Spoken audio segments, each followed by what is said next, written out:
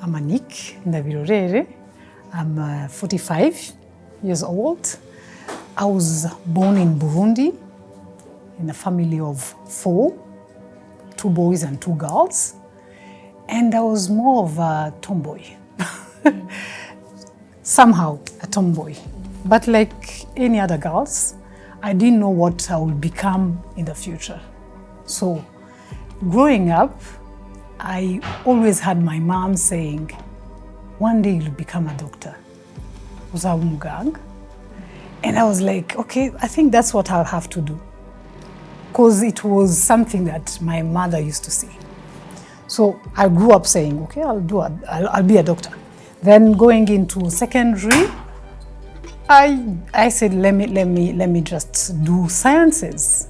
I went to do biochemistry. I had to pass some tests to be accepted in the uni. And then I wasn't lucky in that part. So they said, you'll have to go to the engineering part. We had options. We had IT, we had electromechanical, and then we had civil engineering. All the other things were Chinese to me. So I had to choose the engineering part.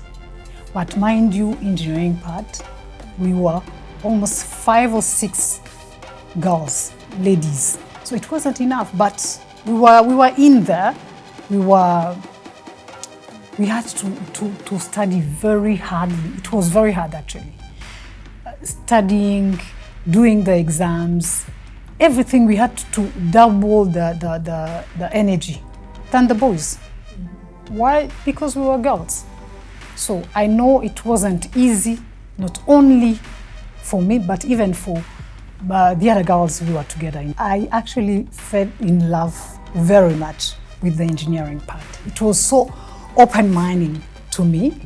I discovered a lot, and I discovered that it's something that I like to do. Being able to have something from scratch, from the beginning. It's like having a baby. You have someone and then you raise that person. So you raise something, you have the final product. You know, when you're looking at a ground, you haven't yet started anything, and then you have a project, you go step by step. From step 1 to step 2 to step 3, and then you see the final product. Just imagine how proud I can be by seeing and then building. I mean, I'm so proud. I'm like, you know, when we were actually building it, people were like, I mean, because of the brick and all that, but I was so excited. You knew what was coming. You know something, and you're like, being able to explain to people, it wasn't easy. But I was so, being proud because you can see the steps that are coming. So, yeah, I don't regret at all. At the beginning, when we started, I started as, you have no experience, but I went to Rio Contractors, who's my second employer. And then I started at Rio Contractors, and we had 81 units, I remember, at Masaka. When we started that project, to me it was very, very exciting, but it was very challenging. We had to be on site. We had to talk with the bafundi. We had to be aggressive. You had to stand on the sun, raining. I mean, having to have the facilities in there. It was very challenging. I didn't finish the project, but I was very excited to start that project. And I'm very happy to see what that project became.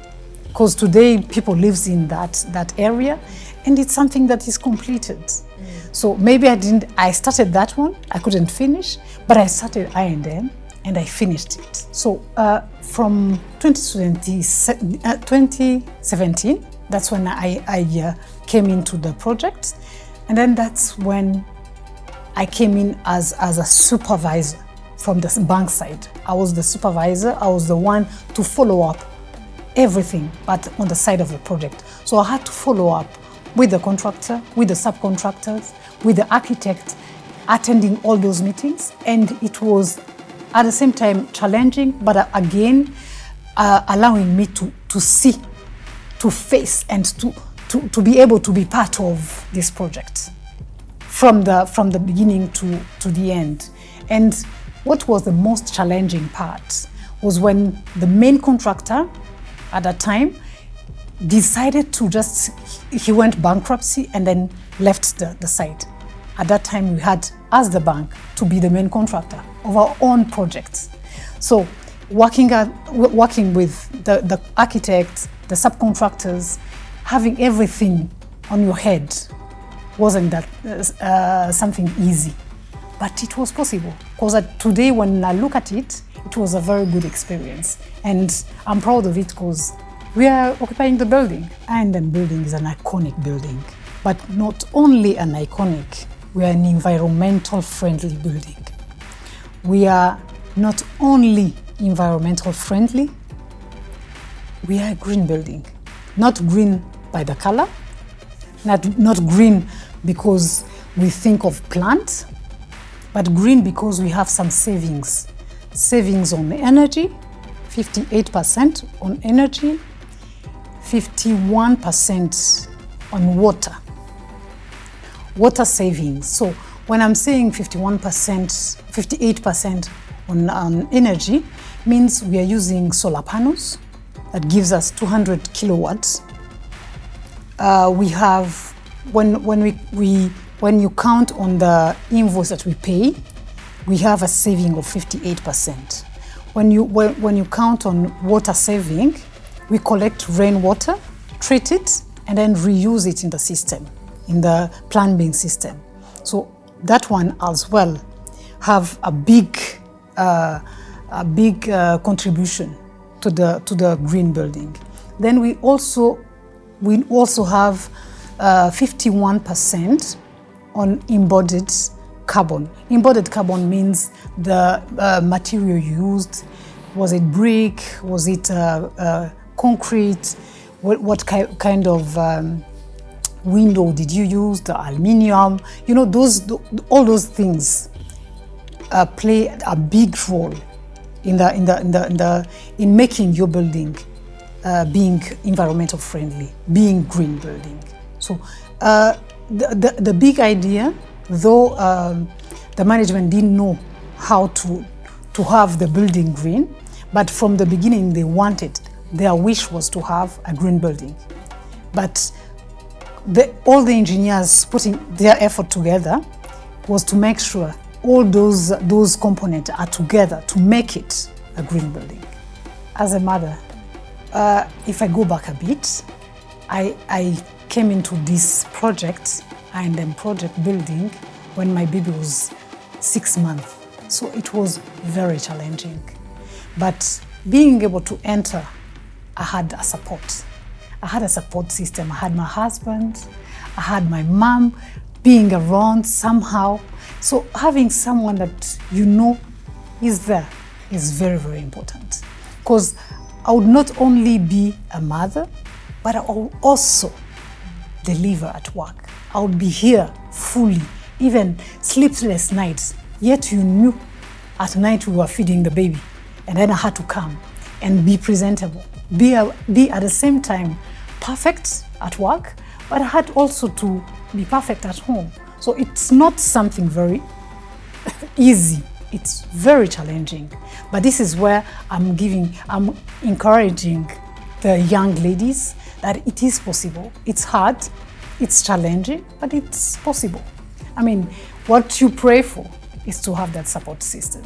Because I'm sure if you do not have the support system, then things become messy in a way. And I thank God for that. My message to working moms, I know it's not easy. I know it's something very challenging. Work-life balance is something that only moms can understand. You have to take care of yourself. Like on that one, I have friends. At some point, you feel like things are bursting, and the only thing you want is to have your friends close to you. You call them and tell them, hey guys, let's have a brunch, let's have something, let's go out. And then you relax, you ventilate. And that was very, very important. But again, remember your moms. You have responsibilities at home. And then with that one, you need to have a support system. Be your husband, be your mom, someone who can help you do the job at home. Know that when you are in the middle of a meeting, you know someone is taking care of something, and you know you can't take it all. You are a human being. At the end of the day, things are very challenging. So you need to have that person. You need to have that person you can rely on. That's why I'm saying you need to have the support system at the back. Everyone needs to have a support. Be someone that you trust in, but you need to have that person. So me, I thank God I had the friends. I have my husband. We're even lucky we have maids at home. That helps us in a lot. So having all those helps you in the steps you are making. For the young girls who are in engineering, who are even in male-dominated field, know that it's not easy, but it is possible. Put in your effort. Show that you can. Make sure you have that in your dream. Make your dream possible. You're the one to make it, and you can.